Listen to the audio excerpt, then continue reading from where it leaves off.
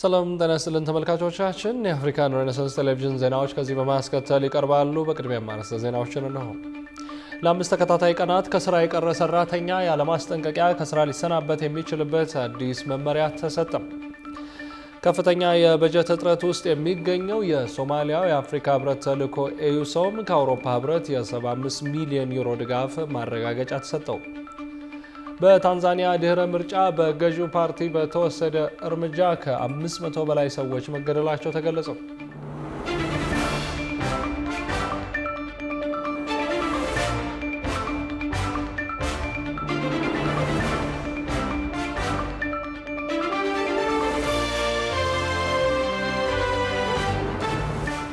ወደ ተመልካቾቻችን በያላችሁበት የዓለም ጥግ ሰላምታችን ይድረስ። ይህ የአፍሪካን ሬኔሳንስ ቴሌቪዥን የዜና ሰዓት ነው። የተመራረጡ ዜናዎቻችን ወደ እናንተ እናደርሳለን። አብራችሁ እንድትሆኑ የምጋብዛችሁ ደግሞ የአምስራ ገዛኝ ነኝ።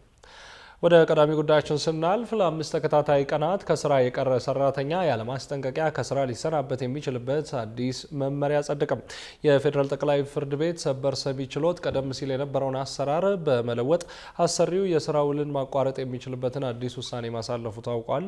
ኢየሩሳሌም ብርሃኑ ተጨማሪ አላት። በኢትዮጵያ የአሰሪና ሰራተኛ ግንኙነት ላይ ከፍተኛ ለውጥ ያመጣል ተብሎ የታመነበት አዲስ መመሪያ በፌዴራል ጠቅላይ ፍርድ ቤት ሰበር ሰሚ ችሎት ተሰጥቷል። ይህ ውሳኔ ከዚህ ቀደም ለዓመታት ሲሰራበት የነበረውን ስርዓት የሚቀይር መሆኑ የተገለጸ ሲሆን በሀገሪቱ የስራ ሕግ በተለይም በአሰሪና ሰራተኛ አዋጅ ቁጥር 1156/2011 መሰረት አንድ ሰራተኛ ያለበቂ ምክንያት ለአምስት ተከታታይ ቀናት ከስራ መቅረቱ ለስራ ስንብት የሚያበቃ ከባድ የዲሲፕሊን ጥሰት ተደርጎ እንደሚወሰድ ይታወቃል። ሆኖም ባለፉት ዓመታት ይህንን ህግ በተግባር ላይ ለማዋል አሰሪዎች ትልቅ የህግ ተግዳሮት ሲገጥማቸው መቆየቱ ተመላክቷል። ቀደም ሲል በነበረው የህግ አተገባበርና በሰበር መዝገብ ላይ ተሰጥቶ በነበረው ትርጉም መሰረት ሰራተኛው ለአምስት ቀናት ቢጠፋ እንኳን አሰሪው ለእያንዳንዱ ቀን የጽሁፍ ማስጠንቀቂያ የመስጠትና ያንንም ማስጠንቀቂያ ለሰራተኛቸው የማድረስ ግዴታ እንደነበረበት የሚታወቅ ነው። ይህም ማለት ሰራተኛው በጠፋበት ወይም አድራሻውን በለወጠበት ሁኔታ አሰሪው ማስጠንቀቂያውን በአግባቡ አላደረሰም በሚል ምክንያት በፍርድ ቤት ክርክር እንዲሸነፍና ከፍተኛ የካሳ ክፍያ እንዲከፍል ሲገደድ መቆየቱ ተገልጿል። ይህ አሰራር በአሰሪዎች ላይ የገንዘብና የአስተዳደር ጫና ከመፍጠሩም በላይ በኢንዱስትሪ ውስጥ የስራ ዲሲፕሊን እንዲላላ ምክንያት እንደሆነም ይታመናል። ይሁን እንጂ የፌዴራል ጠቅላይ ፍርድ ቤት ሰበር ሰሚ ችሎት ይህንን አድካሚ ያለውን አሰራር አሁን ላይ መቀየሩ የተረጋገጠ ሲሆን በአዲሱ አስገዳጅ መመሪያ መሰረት አንድ ሰራተኛ ከዓመታዊ እረፍት ወይም ከህጋዊ ፍቃድ ውጪ ለአምስት ተከታታይ ቀናት ከስራ ገበታው ቢጠፋ አሰሪው ምንም አይነት ተጨማሪ የጽሁፍ ማስጠንቀቂያ ሳይሰጥ የስራ ውሉን ወዲያውኑ ማቋረጥ እንደሚችል ተወስኗል። ይህ ውሳኔ በአሰሪው ተቋማዊ ዲሲፕሊን ማክበር መብትና በሰራተኛው የመጠበቅ መብት መካከል የሚዛናዊ አሰራርን ለመፍጠር ያለመ መሆኑ ተመላክቷል። በኢትዮጵያ የህግ ስርዓት የሰበር ሰሚ ችሎት ውሳኔዎች በሁሉም ደረጃ በሚገኙ ፍርድ ቤቶች ላይ አስገዳጅ በመሆናቸው ይህ አዲስ መመሪያ ከሚያዝያ 15 ቀን 2018 ዓ.ም ጀምሮ በስራ ላይ እንደሚውል ተረጋግጧል። የህግ ባለሙያዎች እንደሚሉት ውሳኔው በሀገሪቱ የስራ ባህል ላይ ትልቅ ለውጥ ከመፍጠሩም በላይ አስፈላጊ የሆኑ የፍርድ ቤት ክርክሮችን በእጅጉ ይቀንሳል ሲሉ ገልጸዋል። ከፍተኛ የበጀት እጥረት ውስጥ የሚገኘው የሶማሊያው የአፍሪካ ህብረት ተልዕኮ ኤዩሶም ከአውሮፓ ህብረት የ75 ሚሊዮን ዩሮ ድጋፍ ማረጋገጫ ተሰጠው። ይህም በአውሮፓ ህብረት ለሶማሊያው የአፍሪካ ህብረት ተልዕኮ ኤዩሶም ትልቁን የገንዘብ ድጋፍ የሚያደርግ አካል አድርጎታል። ጽዮን ለይኩን ዝርዝር አላት።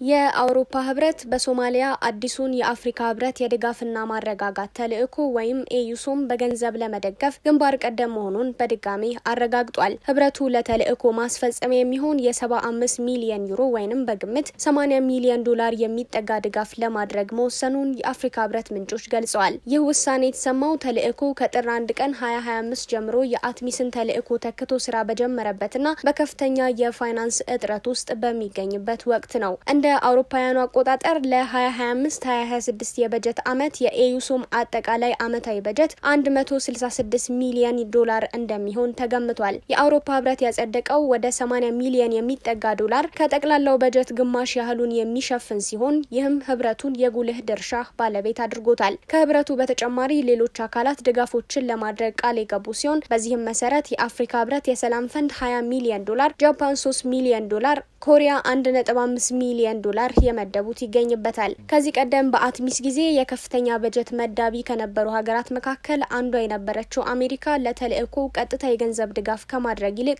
ትኩረቷን ወደ ሁለትዮሽ ስምምነቶች አዙራለች። በተለይም የሶማሊያ ብሔራዊ ጦርን ወይንም የዳናብል ልዩ ኮማንዶ ኃይልን በማጠናከርና ቀጥተኛ የጸረ ሽብር ጥቃቶችን በመሰንዘር ላይ ትገኛለች አሜሪካ። ይሁን እንጂ አሜሪካ የተባበሩት መንግስታት ድርጅት መደበኛ መዋጮ ለኤዩሶም በጀት መሸፈኛ እንዲውል የቀረበውን የውሳኔ ሀሳብ ባለመቀበሏና ለሎጂስቲክስ ድጋፍ የሚውለውን የዩኤን 3 በጀት በመቀነሷ በተልእኮ ላይ ከ27 እስከ 40 ሚሊዮን ዶላር የሚደርስ የገንዘብ ጉድለት እንዲፈጠር ምክንያት ሆኗል ተብሏል። ኤዩሶም በአሁኑ ወቅት በአጠቃላይ 11900 የሚጠጉ የደንብ ለባሽና ፖሊሶች አሉት። እነዚህ ኃይሎች በዋናነት ከ5 ሀገራት የተውጣጡ ሲሆኑ ስብጥሩም ዩጋንዳ፣ ኢትዮጵያ፣ ጅቡቲ፣ ኬንያ እንዲሁም ግብጽ ይገኙበታል። ይህ ከ5 ሀገራት የተውጣጣው ኃይል በሶማሊያ ሰላምን ለማስፈንና አልሸባብን ለመመከት የሚንቀሳቀስ ቢሆንም ተልእኮ እስከ ታህሳስ 2029 ድረስ ሙሉ የጸጥታ ኃላፊነቱን ለሶማሊያ ብሔራዊ ጦር አስረክቦ ለመውጣት ማቀዱም ነው የተሰማው። በታንዛኒያ ድህረ ምርጫ በገዢው ፓርቲ በተወሰደ እርምጃ ከ500 በላይ ሰዎች መገደላቸው ተገለጸ። በሌላ ዜና በሙስና ቅሌት የተከሰሱት የደቡብ አፍሪካ ፖሊስ አዛዥ በሀገሪቱ ፕሬዝዳንት ሲሪል ራማፎዛ ከስራ መታገዳቸው ተሰምቷል። የውጭ ትንታኔና ዓለም አቀፍ ጉዳዮች ዘጋቢያችን ቃል ኪዳን ይጥና ጉዳዮቹን በዝርዝር ተመልክቷቸዋል።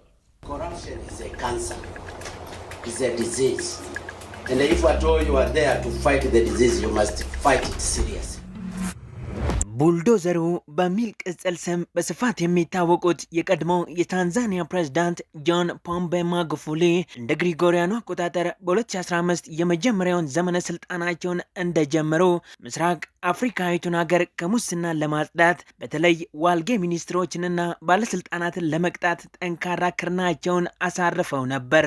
በሙስናና በሙሰኞች ላይ የወሰዱት እርምጃ የሀገራቸውን ምጣኔ ሀብት ለማሳደግ ካደረጉት ጥረት ጋር ተዳምሮ ቡልዶዘር አሊያም ደፍላቂው የሚል ቅጽል ስም አትርፈው ህዝባቸው ያወድስ ያደንቃቸውም ነበር።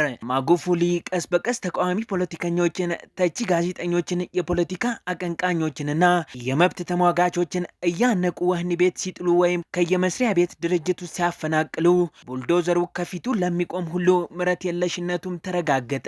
አድናቆት፣ ውዳሴ፣ ድጋፉ ወደ ተቃውሞ፣ ጥላቻና ፍራቻም ተለወጠ።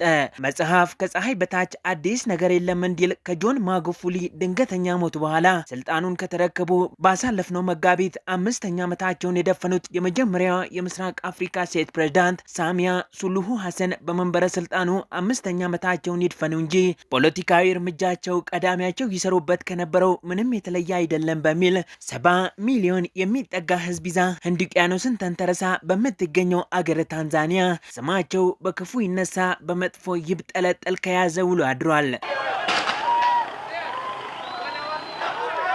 እንደ ግሪጎሪያኑ አቆጣጠር በ1974 በወቅቱ አገሪቱን ይመራ በነበረው መንግስት ተወስኖ በ1996 በይፋ ወደ ዶዶማ እስኪዛወር ድረስ ዋና ከተማ እንደነበረችው ዳሬ ሰላም ወይም ባንዳሪ ሰላማ ማለትም የሰላም ወደብ እንደሚሏት ምስራቅ አፍሪካዊቱ ታንዛኒያም በኖረው ባህላዊ የመደማመጥ አካሄዷ ሰላሟን ጠብቃ እየተረጋጋች ሆና ብትቆይም በምርጫ ውዝግብና የፖለቲካ ምስቅልቅል ስሟ የዜጎቿ ቀርቶ የየሰው አገር አፉስ መግባት ከጀመረ ሰነባብቷል። በዚህም በታንዛኒያ በቅርቡ በተቃዋሚ የፖለቲካ ፓርቲ እንቅስቃሴዎች ላይ የተወሰደው እርምጃ ፖለቲከኞችና ተንታኞችን ጨምሮ የሀገሪቱን የዲሞክራሲ ምህዳር ወዴት ይወስደው ይሆን ሲሉ እንዳሳሰባቸው ጠቅሶ የዘገበው ኤኤፍፒ ባለፈው ጥቅምት ላይ የተደረገውን አጠቃላይ ምርጫ ተከትሎ በገዢው ፓርቲ በተወሰደ እርምጃ የ518 ሰዎች ህይወት ማለፉን ገልጾ ከነዚህ ውስጥ 197 ሰዎች Violence linked to Tanzania's October general election left 518 people dead.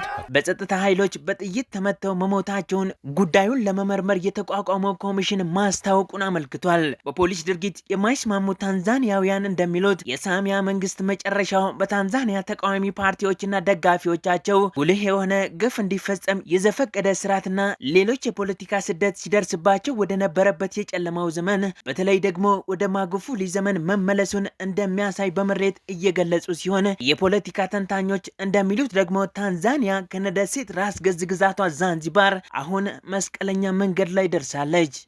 Of the seriousness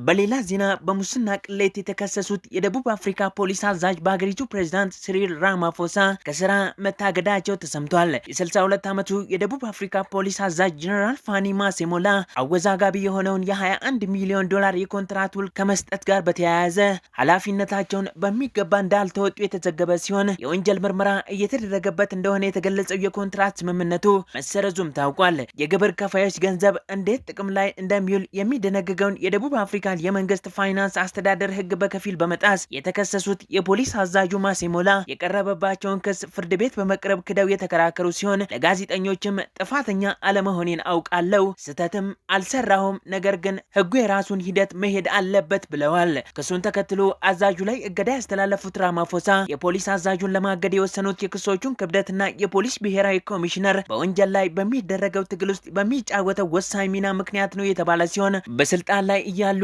የወንጀል ምርመራ የተካሄደባቸው ሶስተኛው የደቡብ አፍሪካ የፖሊስ አዛዥ በመሆን መጥፎ ታሪክ የጻፉት ማሴሞላም የፍርድ ቤቱ ጉዳይ እስኪጠናቀቅ ድረስ ታግደው እንደሚቆዩም የደቡብ አፍሪካው ፕሬዝዳንት ማታሜላ ሲሪል ራማፎሳ አክለው ተናግረዋል። General Masemola that he be deemed to be on precautionary suspension pending the conclusion of the case. ተመልካቾቻችን አሁን ደግሞ ባለፉት 24 ሰዓታት የተፈጠሩ የምርጫ ጉዳዮችን ሰብሰብ አድርገን ወደ እናንተ የምናቀርበው ይሆናል። የተመራረጡ መረጃዎቻችን በኢሳቅ እንድሪስ እንደሚከተለው ይቀርባሉ።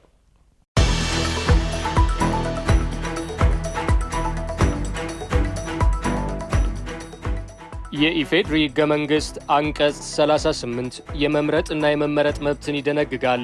እኛም ዕለታዊ የምርጫ ነክ ጉዳዮች የሚቀርቡበት የዘገባ መሰናዷችንን አርትስ 38 ብለነዋል።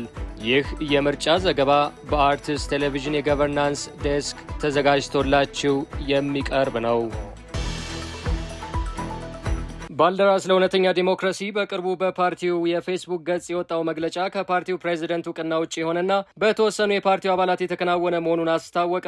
ጉዳዩን ወደ ሕግ መውሰዱንም የፓርቲው የድርጅት ጉዳዮች ምክትል ኃላፊ አቶ አሸናፊ ንጉሴ ለጣቢያችን ገልጸዋል። ባልደራስ ለእውነተኛ ዲሞክራሲ ከነሐሴ 23 ቀን 2016 ዓ.ም ጀምሮ አገር አቀፍ ፓርቲ መሆኑን ያስታወሱት አቶ አሸናፊ በወቅቱ መተዳደሪያ ደንቡ ተነግሯቸው አባላቱ መግባታቸውን ገልጸዋል። ስለዚህ ያለው ስራ አስፈጻሚ ያለው ምክር ቤት ያለው ኤቭሪቲንግ የአዲስ አበባው ነው። አሁን ግን ሀገር አቀፍ ሆኗል። ባለቤትነቱ የጠቅላላ የሀገሪቱ ሆነዋል ማለት ነው። ስለዚህ በደቡብም፣ በአማራ ክልልም፣ በኦሮሚያ ክልልም፣ በሀረሪም፣ በሁሉም ለዚህ ተብሎ በአፋርም መተዳደሪያ ደንቡን ነግረናቸው ህገ ደንቡ ተነግሯቸው አምነው ፈርመው የገቡ አባላቶች አሉ። ይሁን እንጂ ውሳኔውን ተከትሎ የፓርቲው የተወሰኑ አባላት ጥያቄ ማንሳት መጀመራቸውን ጠቁመው ፓርቲው አዲስ አበባዊ ብቻ ሆኖ እንዲቀጥል የሚፈልጉ መኖራቸውንም ነው የገለጹት። ስለዚህ የአዲስ አበባው የተወሰነው ግሩፕ ሌላ ጥያቄ መጠየቅ ጀመረ።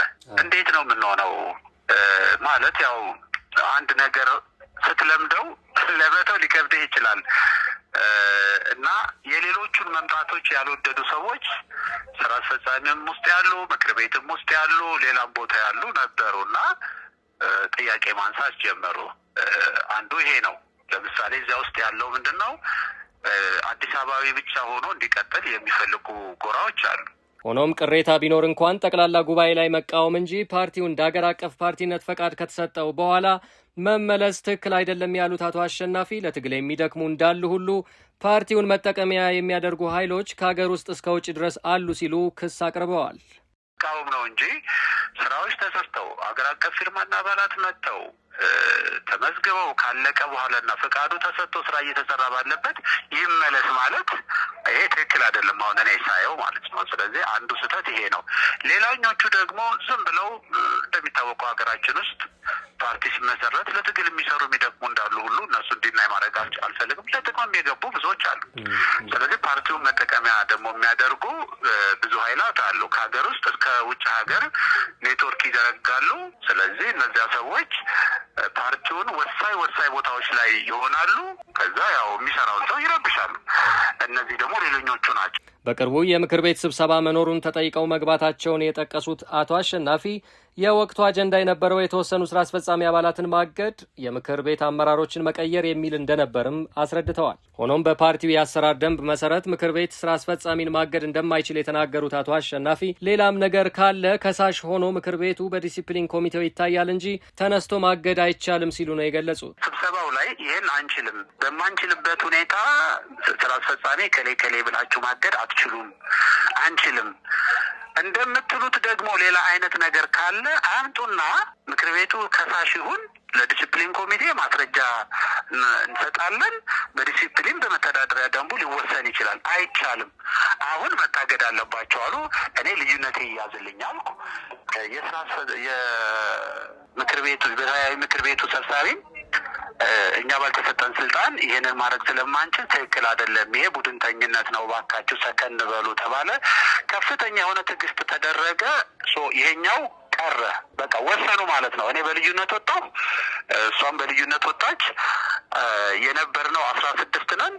ከሁለታችን ውጪ አንድ ልጅ ሕክምና አለብኝ ብሎ ሲወጣ ሌሎቹ 13ቱ ፈረሙ ማለት ነው፣ ይታገዱ ብለው። አክለውም ምክር ቤቱ የወሰነውን ውሳኔ ተከትሎ የፓርቲው ስራ አስፈጻሚ ከሳሽ ሆኖ ወደ ዲሲፕሊን ኮሚቴና ወደ ምርጫ ቦርድ መሄዱን ገልጸዋል። በተጨማሪም በዲሲፕሊን ኮሚቴው ይህንን ሲያስተባብሩ የነበሩ 2 ግለሰቦች ከየትኛውም የፓርቲው ኃላፊነት እንዲታገዱ መወሰኑን ተናግረዋል። ምክር ቤቱ ይሄን ወስኖታል ተባለ።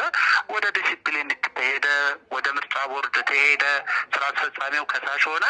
በዲሲፕሊን ኮሚቴ ይህንን ያስተባብሩ የነበሩ 2 ሰዎች እንዲታገዱ በአባልነት እንጂ ከየትኛውም ኃላፊነት እንዲነሱ ተብሎ ተወሰነ ማለት ነው። በፓርቲው አሰራር መሰረት ዲሲፕሊን ኮሚቴ ወሰነባቸው።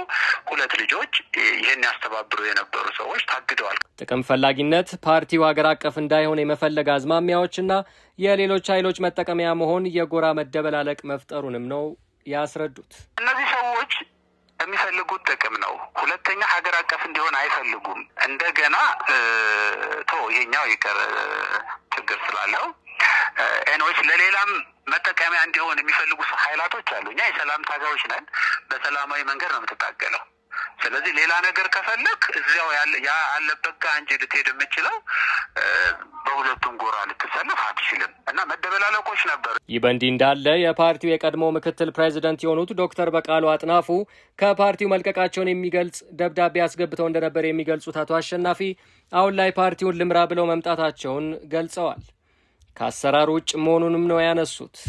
አሁን ለምን ፐርፐዝ መጥቶ ልምራ እንደሚልና ከዚህ እነዚህ ሰዎች ጋር እንደገጠመ አይታወቅም። ሌላ ሚሽን ከሌለው በስተቀር እላለሁ። እኔ እንግዲህ አስተሳሰቤ ውስን ሊሆን ይችላል።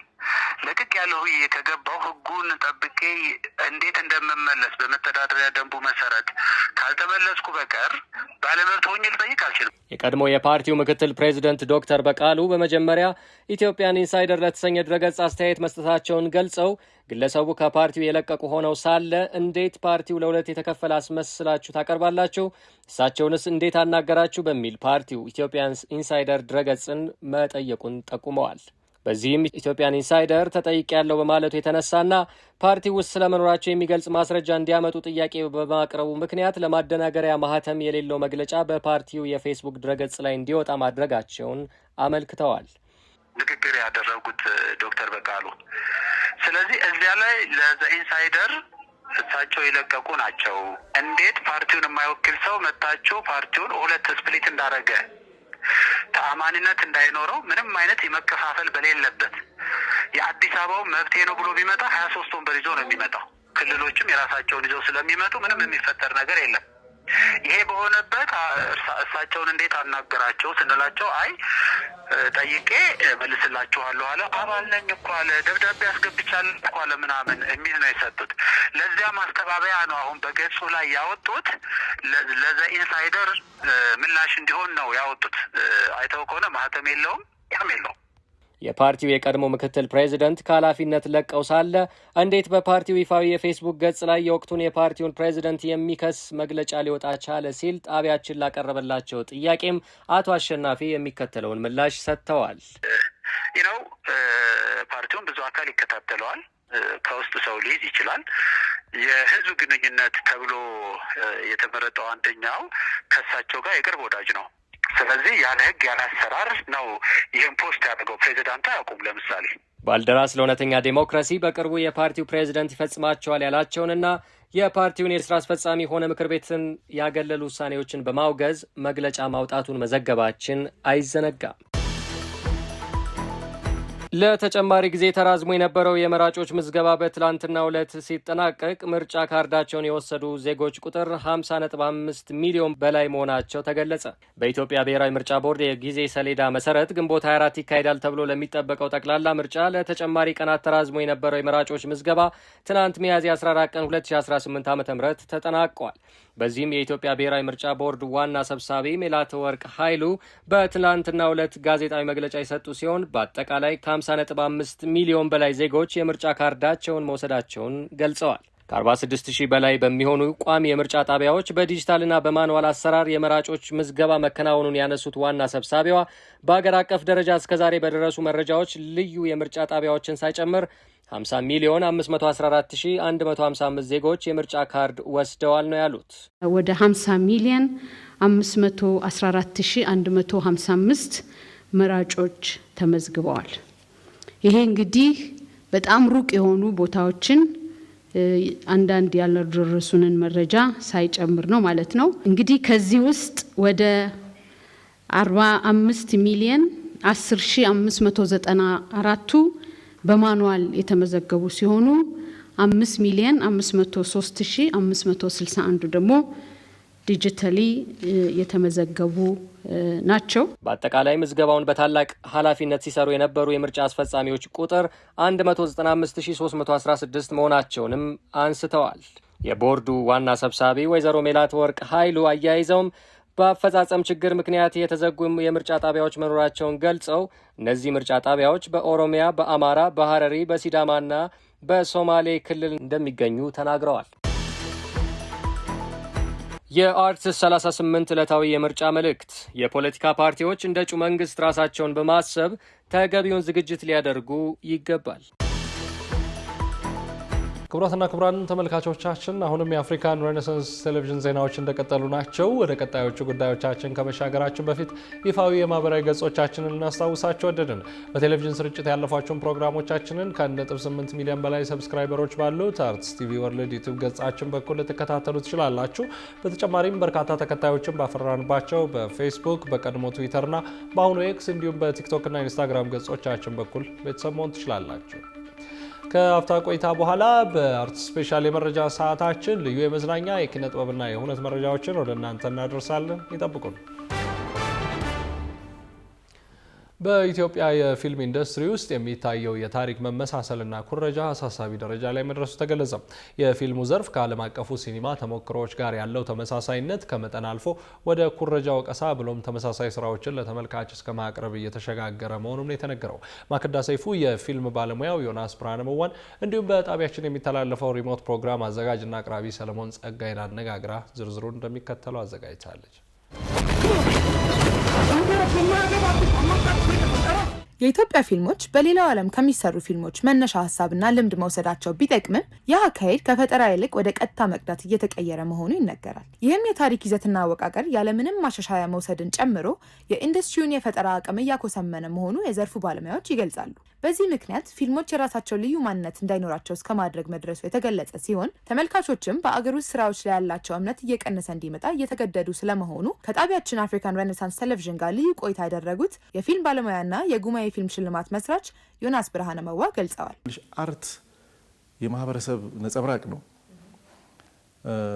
አርት ደግሞ ባይ ዲፎልት የመወራረስና ተጽዕኖ የመፍጠር ቴንደንሲ ያለው አላማውም እሱ ነው። ተጽዕኖ መፍጠር ነው። ማሳዘንም ይሁን ማስደሰትም ይሁን ማስተማርም ይሁን ሰምሃው ሰው ውስጥ የሆነ ነገር ማስረጽ ይፈልጋል። ሶ አብዛኛው የሆሊውድ ፊልሞችን ነው ሞር በዚህ ወይም ዌስት ፊልሞችን ነው እንደዛ ልንላቸው የምንችለው። እነሱ ሲኒማን በደንብ ይጠቀሙታል ባህላቸውን ለማስረጽ በመላው ዓለም ካልቸራቸው ዓለም ላይ ዶሚኔት እንዲያደርግ ከሚጠቀሙበት ዋናው መሳሪያ አይደል ፊልም፣ ሙዚቃ በአጠቃላይ አርትን ይጠቀማሉ። በፖለቲካ መጥቶ ተጽዕኖ ከሚያደርገው ይልቅ አይደል ገንዘብ ሰጥቶ ተጽዕኖ ከሚያደርገው ይልቅ መሳሪያ ይዞ መጥቶ ተጽዕኖ ከሚያደርገው ይልቅ በፊልም በሙዚቃ በእንደዚህ በመምጣት በደንብ ተጽዕኖ ያደርጋሉ። ስለዚህ ናቹራል ነው ልልሽ ነው ማለት ተፈጥሯዊ ነው። ይህንኑ ሀሳብ በሌላ መነጽር የሚተነትኑልን በዘርፉ የላቀ ልምድ ያላቸው ፊልሞችን ሂስ በማድረግና በጣቢያችን የሚተላለፈውና ፊልሞች ላይ ምክንያታዊ ትችት የሚያቀርበው ሪሞት የተሰኘ ፕሮግራም አዘጋጅና አቅራቢ ሰለሞን ጸጋዬ የፊልሞቻችን ይዘትና አቀራረብ ከራሳችን ማንነት ይልቅ ወደ ምዕራባውያኑ እያዘመመ የመጣበትን ሚስጥርና የፈጠራ ነጻነትን አስመልክቶ የሚከተለውን ሀሳብ ሰጥተውናል። ጭብጡ በጣም ጥሩ የሆነ ፊልም፣ ሀሳቡ በጣም ጥሩ የሆነ ፊልም እንደ ረቡኒ አይነት እንደ አብሳላት አይነት ፊልሞች ኢንስፓየርድ ተደርገው ቢሰሩ ኦኬ። ግን ደግሞ ድብን ተደርገው የሚወሰዱ ፊልሞች ከህንድ ከኮሪያ ከዛ በኋላ ከናይጄሪያ ሁሉ አንዱ ስንወስድ በጣም እኮ የሚያሳዝነው እኮ ናይጄሪያዎች ጎበዝ ናቸው፣ ግን ደግሞ በጣም በባህል የተለያየንን አንድ ኮንቲኔንት ላይ ብንኖርም ታሪካችን፣ ሀሳባችን፣ ኑሯችን ምናችን የተለያየ ነውና እሱ ነገር እነዛ ነገሮች ናቸው። እንደ ፊልም ባለሙያዎች ዮናስና ሰለሞን ገለጻ ተመሳሳይነት በራሱ ችግር ባይሆንም ዋና ችግር ግን ያንን ተጽዕኖ ከኛ ባህል ጋር ማዋሃድ አለመቻል ነው። እኛ ኢንተርፕሬት ማድረግ የምንችለው ለምን እንኮርጀዋለን አይደለ? አሁን ዋን ቱ ዋን ኦኬ ስቶሪውን መንፈሱን ልንወስደው እንችላለን እኮ። ምክንያቱም ስቶሪ አንዳንድ ጊዜ በተለይ ሂውመን ስቶሪዎች በጣም ዩኒቨርሳል ናቸው። በእናትና በልጅ በባልና በሚዝ በቦይፍሬንድ ገርፍሬንድ እንደዚህ በማህበረሰብ ያሉ ነገሮች በጣም ዩኒቨርሳል ነገሮች አሉ። እሱን ትዊስት ወስደን እንዴት ግን ኢትዮጵያዊ ቀለም አድርገን እኛ ኤክስፔሪየንስ ያደረግነውን ላይፍ ማውጣት እንችላለን? ኢትስ ፖሲብል። የማይቻልበት ምክንያት የለም። የሚጠቅም የምር የሚያስተምር ከሆነ ይውሰዱት። ሲወስዱት ደግሞ ዳይሬክት ያደረገው እንትና ነው ብለው አይጻፉት ነው የምለው እኔ። ለምንድን ነው የውጭውን ፊልም ደራሲ ጽፈው ከዛ ኢንስፓየርድ ባይ ብለው ጽፈውት ቢሰሩ ችግር የለውም። ካሜራማኖቹን ኤዲተሮቹን ቢያስቀምጡ ችግር የለውም። ከዛ ግን ዳይሬክተር ሲሉት ግን እሱ ነውር ነው። ነውር የሚሆነው ለምን መሰለሽ? ዳይሬክተር አይቶ ኮፒ የሚያደርግ ሳይሆን ያየውን፣ ያሰበውን፣ ያነበበውን ምን ያለውን በራሱ መንገድ በራሱ ልክ የሚያንጸባርቅልን ሪፍሌክት የሚያደርግልን ታሪካችንን የሚናገርልን ነው። በአጠቃላይ ዘርፉ ከኩረጃ ወቀሳ ወጥቶ ወደ ጥራት እንዲሻገር በፈጠራ ላይ የተመሰረተ አቅጣጫ መከተል አስፈላጊ መሆኑ ሁለቱንም ባለሙያዎች ያስማማ ጉዳይ ነው። የአገሪቱን ታሪክና ማህበራዊ እውነቶች መሰረት ያደረጉ አገር በቀል ስራዎች ሲቀርቡም የኢትዮጵያ ፊልሞች በዓለም መድረክ ተወዳዳሪ መሆን የማይችሉበት ምክንያት እንደሌለም አስመረውበታል። ሳፋሪኮም ኢትዮጵያ ከቮዳኮም ግሩፕ ጋር በመተባበር በአካል ጉዳተኞች ተሳትፎና ተደራሽነት ላይ የሚያተኩር ኮንፈረንስ አካሄደም።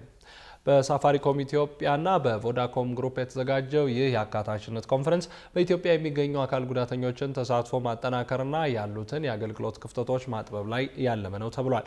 በኮንፈረንሱ ላይ የአካል ጉዳተኞችን የቴክኖሎጂና የአገልግሎት ተጠቃሚነት ለማረጋገጥ የሚሰሩ ስራዎች ተጠናክረው ሊቀጥሉ እንደሚገባም ተመላክቷል።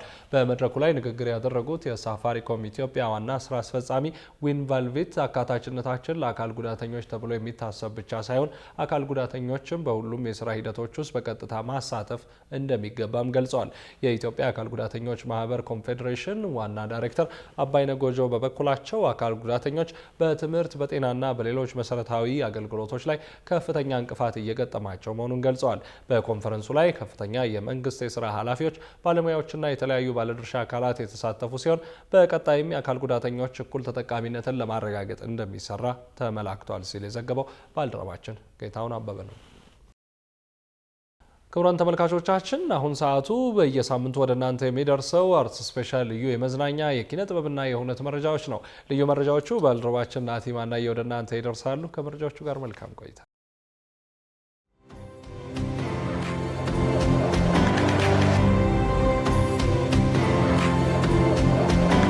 የተወደዳችሁ እንዴት ናችሁ? ይህ አርት ስፔሻል ነው። ዋና ዋና ጉዳዮች ብዙአየሁ ደምሴና ማስተዋል እያዩ በጥምረት የሙዚቃ ኮንሰርት ሊያቀርቡ ነው። ዓለም አቀፍ የጃዝ ቀን ፌስቲቫል ከነገ በስቲያ እንደሚካሄድ ተሰምቷል። እነዚህንና ሌሎችንም የሳምንቱ መጨረሻ የአርት ስፔሻል ጥበባዊ ወሬዎችን እንነግራችኋለን። አብራችን ሆኖ ብዙአየሁ ደምሴና ማስተዋል እያዩ የሙዚቃ ስራዎቻቸውን በጥምረት የሚያቀርቡበት ልዩ ሙዚቃ ኮንሰርት ተዘጋጅተዋል።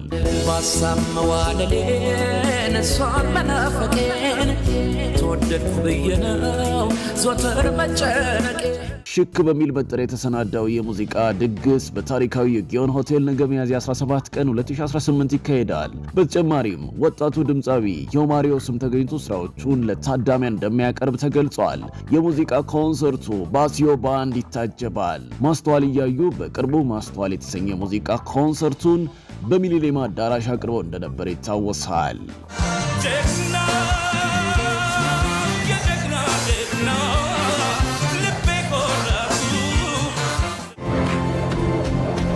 ዓለም አቀፍ የጃዝ ቀን ፌስቲቫል በመጪው እሁድ ሚያዝያ 18 ቀን 2018 ዓ.ም በአዲስ አበባ ይካሄዳል።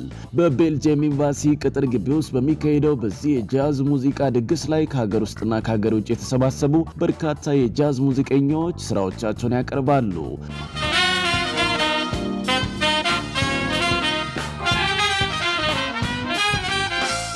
ዝግጅቱ ከረፋዱ 5:30 ጀምሮ ለታዳሚያን ክፍት እንደሚሆን አዘጋጆቹ አስታውቀዋል። የጃዝ ቀን ፌስቲቫል በየዓመቱ በዓለም አቀፍ ደረጃ የሚከበረውን የጃዝ ቀን መነሻ በማድረግ የተሰናዳ መሆኑም ተገልጿል። ደራሲ ሲሳይ ንጉሱ በቀጥታ ከአንባቢያን ጋር የሚገናኝበት መርሃ ግብር ተዘጋጀ። የንባብ ባህል እንዲዳብርና የሥነ ጽሑፍ አፍቃሪያን ከደራሲው ጋር እንዲገናኙ ታስበው የተዘጋጀው ይህ መርሃ ግብር ቅዳሜ ሚያዝያ 17 ቀን 2018 ዓ.ም ከቀኑ 8 ሰዓት ጀምሮ የሚካሄድ ይሆናል። የመጽሐፍ የፊርማ ስነ ስርዓት የሚከናወነው በቅርቡ ተመርቆ ስራ በጀመረው አዲሱ የጃፋር መጽሐፍ መደብር ሲሆን በመድረኩም ደራሲው ለታዳሚዎች መጽሐፉን እየፈረመ እንደሚያበረክትም አዘጋጆቹ ገልጸዋል። በሰው ሰራሽ አስተውሎት AI የታገዘ ልዩ የፎቶግራፍና የምስል ጥበባት ኤግዚቢሽን ነገ ቅዳሜ ሚያዝያ 17 ቀን 2018 ዓ.ም ይከፈታል።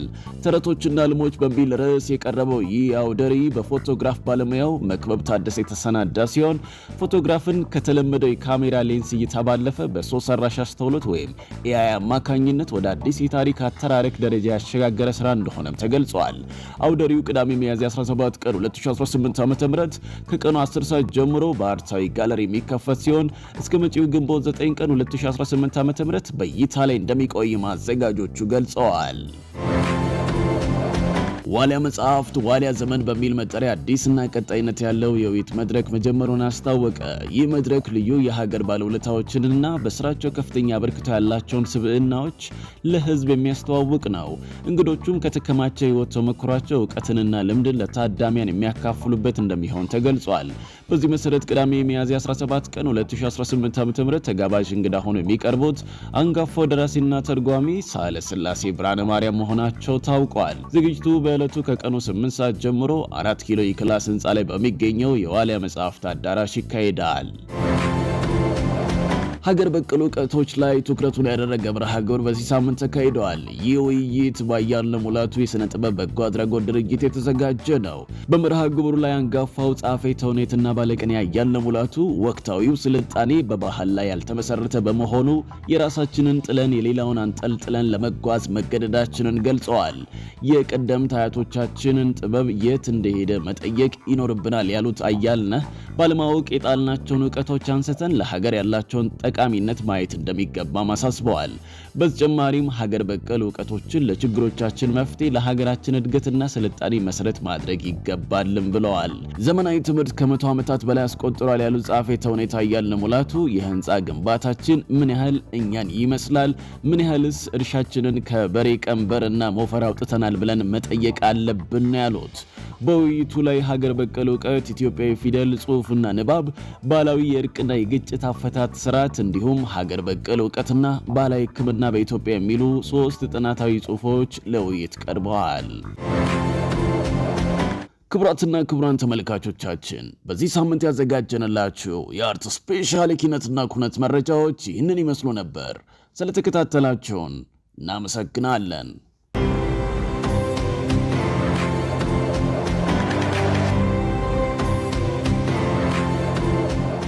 ከአርት ስፔሻል ዜናዎቻችን መለስ ስንል አሁን ሰዓቱ የስፖርታዊ መረጃዎች ነው። ስፖርታዊ መረጃዎቹን እንደሚከተለው አሰናድቶ ዮናስ ግርማ እየጠበቀ ነው። ወደሱ እንሄዳለን።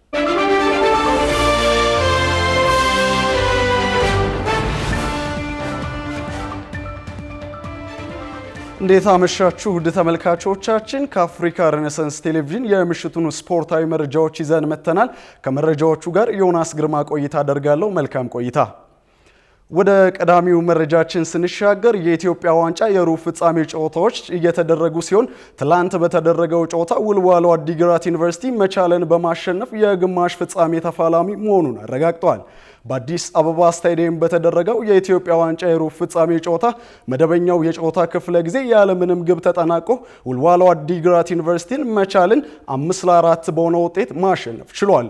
ውጤቱን ተከትሎ ወልዋሎ አዲግራት ዩኒቨርሲቲ መቀለ ሰብዓ እንደርታን በመከተል ግማሽ ፍጻሜውን የተቀላቀለ ሁለተኛው ክለብም መሆን ችሏል።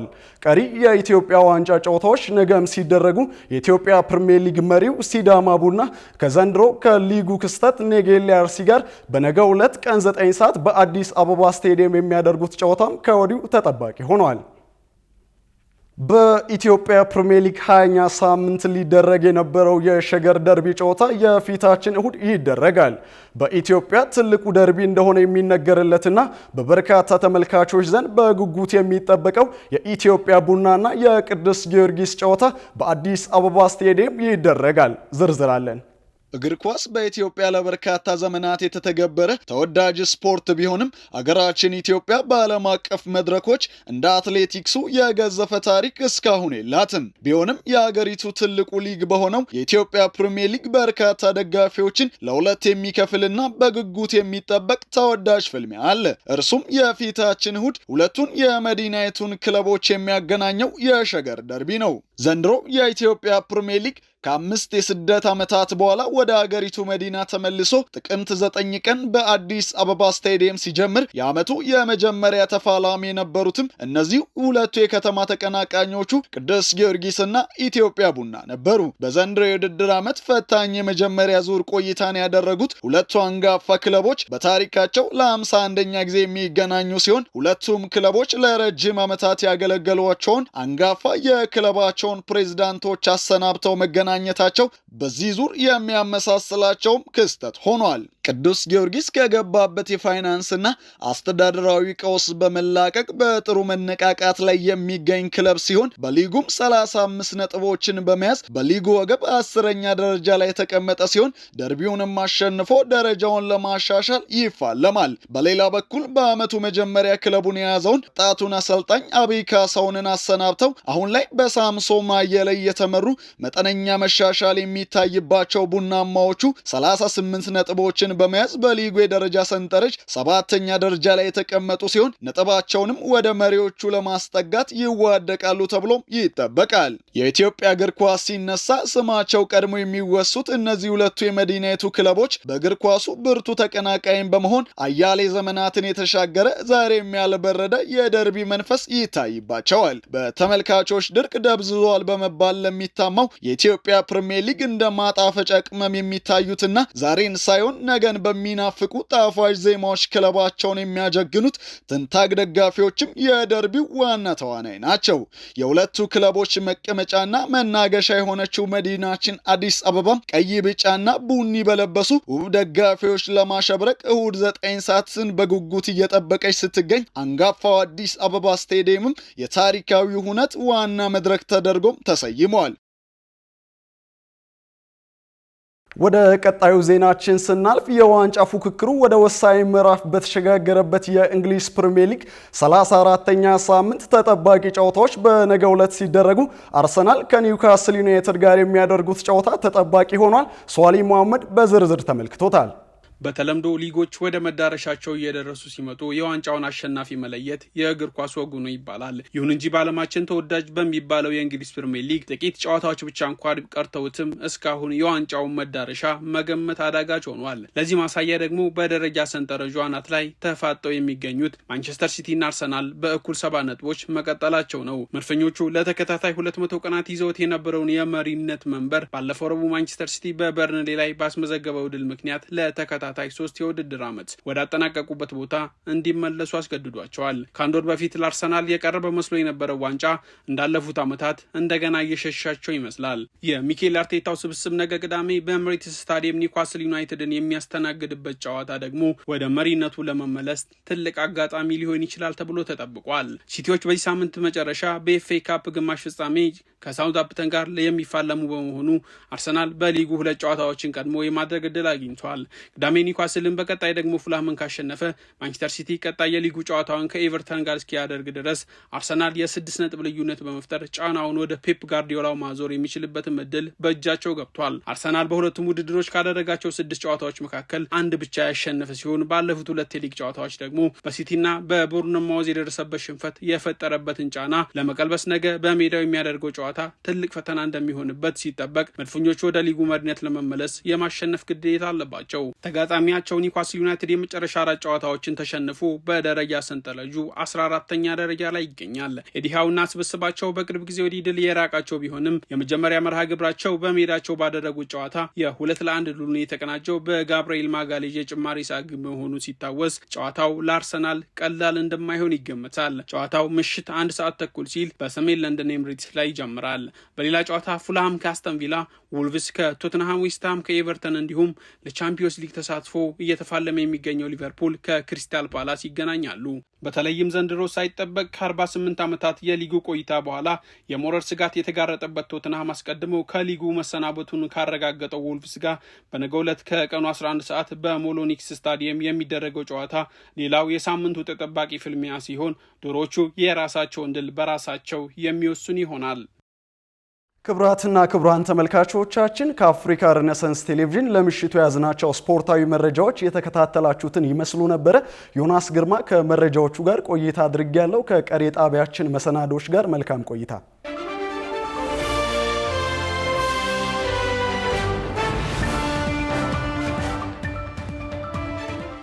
ውድ ተመልካቾቻችን የአፍሪካን ሬኔሳንስ ቴሌቪዥን የሰዓቱ ዜናዎች የተከታተላችሁትን ይመስሉ ነበር። ስለሰጣችሁን ጊዜ ከልብ እያመሰገንን ከዜናዎቹ ጋር የአብስራ ገዛኝ ቆይታ አድርጌያለሁ።